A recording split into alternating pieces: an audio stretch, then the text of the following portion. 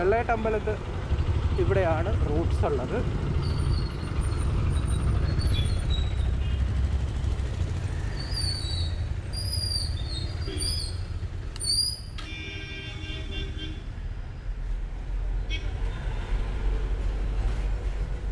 Order റെഡിയാണ്. Chicken ബിരിയാണിയാണ്.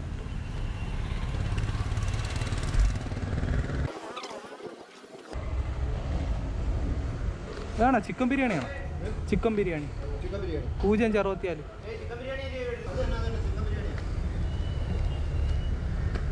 നമ്പറില്ല കേട്ടോ.